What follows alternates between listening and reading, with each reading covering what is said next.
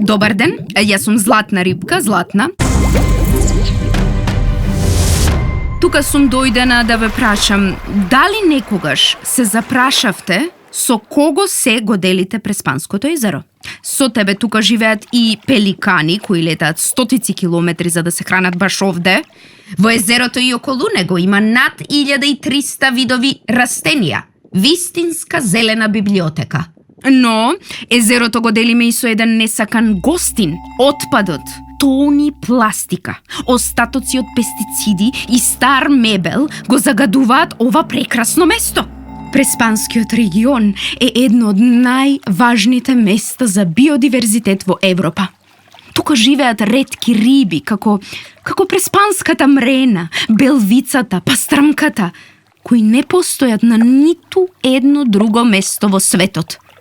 Во воздухот има над 260 видови птици, чапје, корморани, галеби, а во водата безработници како школки и полжави, а некои од нив се на работ на исчезнување.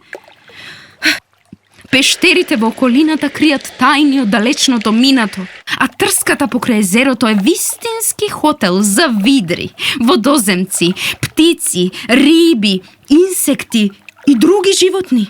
И во шумите. Шумите! Во нив живеат лисици, диви мачки, елени, па дури и мечки и волци, да, се ова околу едно езеро. Драги мои, Преспа е посебна, но ова богатство е во опасност.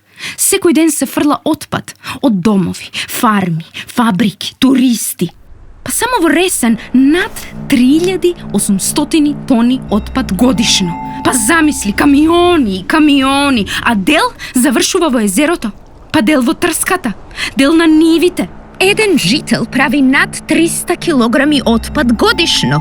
Па шишиња, батерии, стар мебел, пластика од пестициди и дел од сето тоа завршува во езерото. Дивите депонии никнуваат како габи, а за нивно решавање е потребна подобра организација и соработка меѓу институциите и заедницата.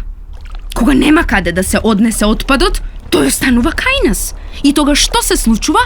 Балансот на животните се нарушува, водата се загадува, видови исчезнуваат. Решението па почнува од тебе.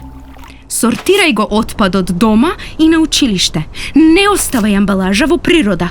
Не пали отпад, штетно е и за тебе и за воздухот. Подржи акции на твоето училиште или еко-клуб.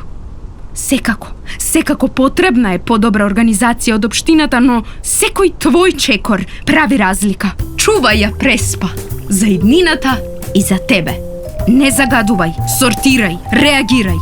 Преспа не е само езеро. Преспа е живот. Ако не го заштитиме, ќе го изгубиме.